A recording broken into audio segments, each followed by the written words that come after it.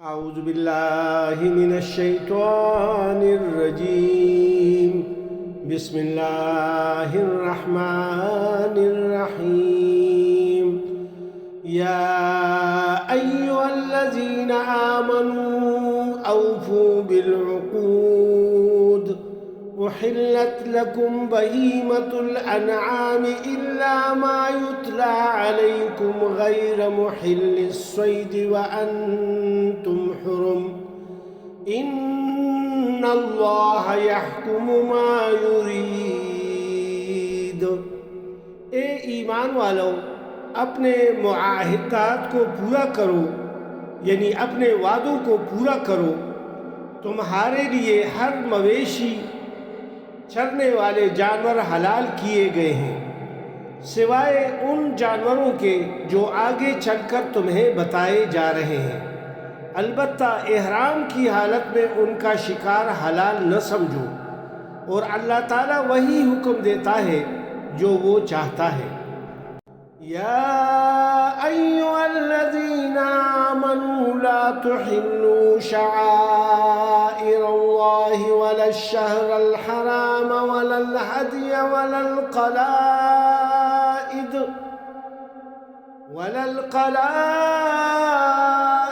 ولا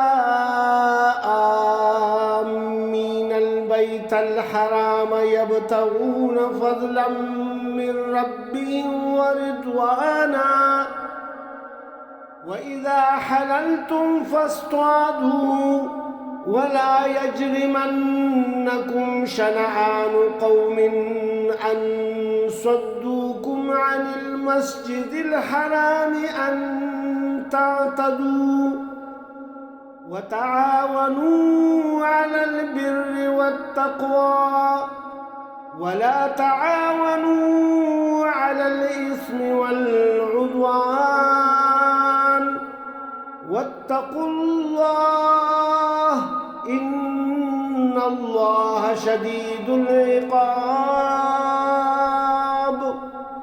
اے ایمان والو، اللہ کے شعائر کی بے حرمتی نہ کرو، یعنی ان نشانیوں کو جو اللہ پاک نے مقرر فرمائی ہیں، نہ حرمت والے مہینوں کی، نہ قربانی کی، اور نہ پٹے والے جانوروں کی، یعنی جن کی گردنوں میں پٹے ڈالے گئے ہیں نشانی کے طور پر کہ یہ بیت اللہ کی طرف ذبح کے لیے جا رہے ہوں.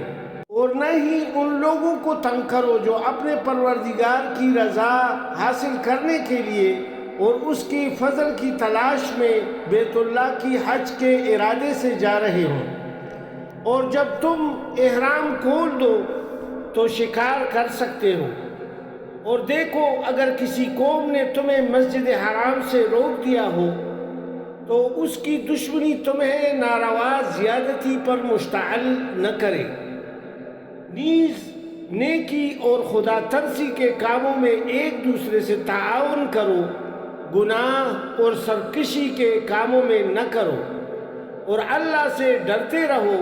بلا شبہ اللہ تعالیٰ کا عذاب بہت سخت ہے. صدق اللہ العظیم.